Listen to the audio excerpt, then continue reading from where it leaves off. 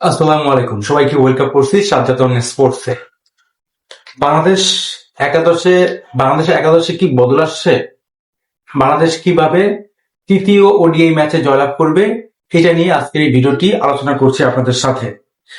একাদশে বদলের কথা চিন্তা করলে প্রথমে একটা বদল আসছে, সেটা হচ্ছে স্কোয়াডে নতুন করে তৃতীয় ওডিআই এর জন্য বদল আসছে একজন, সেটা হচ্ছে তানজিম হাসান সাকিবকে অ্যাড করানো হয়েছে।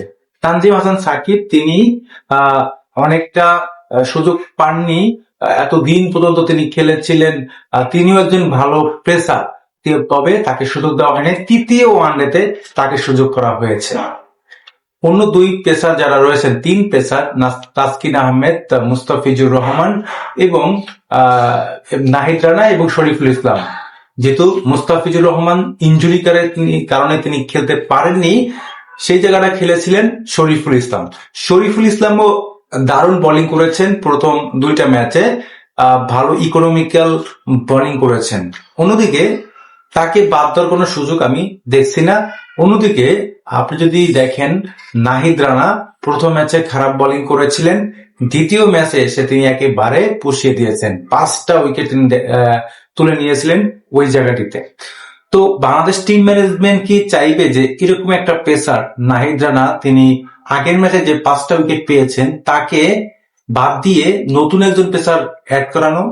সেটা হতে পারে তাসকিন আহমেদকে একটু রেস্ট দিয়ে, তাসকিন আহমেদ যেহেতু দুটো ম্যাচ খেলেছিলেন, তাকে রেস্ট দিয়ে হয়তোবা তানজিম হাসান সাকিবকে অ্যাড করানো যেতে পারে। সেটা কি ভাববে টিম ম্যানেজমেন্ট? নাকি মুস্তাফিজুর রহমানকে, যে একটা ইনজুরির সমস্যা ছিল ওইটা কাটিয়ে তিনি আবার দলে ফিরছেন, সেটাও একটা বিষয়। যেহেতু মুস্তাফিজুর রহমানের টি-20 সুযোগ, টি-20 স্কোয়াডে নেই তিনি, তাই তাকে ছুটি দেওয়া হয়েছে। নাহিদ রানাকে ছুটি দেওয়া হয়েছে, তাসকিন আহমেদকেও টি-20 সিরিজ থেকে ছুটি দেওয়া হয়েছে। তাই এই সময়টায় আমার মনে হয় তাসকিন কাউকে বসিয়ে মুস্তাফিজুর রহমানকে ইন করানো যেতেই পারে। এই জায়গাটিতে কোনো পরিবর্তনের এতটুকু আশা রাখছি। অন্যদিকে আফিফ হোসেন ধ্রুব, তাকে বাদ দিয়ে প্রথম ওডিআইয়ের পরে তাকে বাদ দিয়ে নেওয়া হয়েছিল সৌম্য সরকারকে। সেই সৌম্য সরকার ভালো পারফরমেন্স করতে পারেনি। সেই জায়গাটা কিন্তু আবার কি আফিফ হোসেনকে ব্যাক করাবে, নাকি সৌম্য সরকারকে আরো একটা সুযোগ দেওয়া হবে? যেহেতু সৌম্য সরকার তিনি ওপেনার একজন, তাকে খেলানো হয়েছিল 3 নম্বরে, মাঝে মাঝে তাকে 6-7 নম্বরে খেলানো হয়। সো এই জায়গাটি চিন্তা করলে সৌম্য সরকারকে কি ব্যাক করাবে ওপেনার হিসেবে, নাকি তাকে ড্রপ করানো হবে, সেটা নিয়েও কিন্তু একটা চিন্তাধারা আসছে।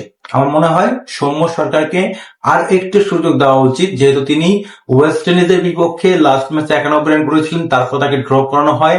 পাকিস্তান সিরিজে, নিউজিল্যান্ড সিরিজে প্রথমে তাকে খেলানো হয়নি, দ্বিতীয় ওয়ানডেতে তিনি সুযোগ পেয়েছিলেন। তবে তিনি একটা ছক্কার মারার পরের বলেই স্কুপ শট খেলতে গিয়ে তিনি ক্যাচ হয়ে ফিরে যান প্যাভিলিয়নে।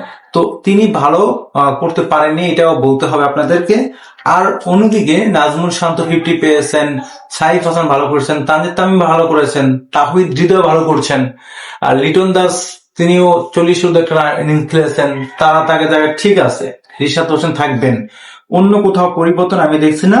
পরিবর্তন হলে একটা জায়গায় হতে পারে, সেটা হচ্ছে মুস্তাফিজুর রহমানকে ইন করানো, তাসকিন আহমেদকে অফ করানো। নাহিদ রানাকে কোনোভাবেই এই ম্যাচে ব্যাক করানো হতে পারেন, বসে রাখা যাবে না। অন্যদিকে আমরা যদি চিন্তা করি আবার, যে কখনো বাংলাদেশ টিমে এমন হয়েছে, বাংলাদেশ কখনোই টিম উইনিং টিম যেটা ছিল আগের ম্যাচের, সেটা ভাঙে না, উইনিং কম্বিনেশন টিমটা ভাঙে না। তো এই চিন্তা করলেও বাংলাদেশের সেম টিমই হওয়ার কথা। আমার কাছে তাই মনে হয়। বাংলাদেশের একাদশে মনে হচ্ছে আপাতত কোনো বদল আসছে না, সেম টিম নিয়েই খেলবে বাংলাদেশ। আপনাদের কি ধারণা কমেন্টসে জানিয়ে দিবেন।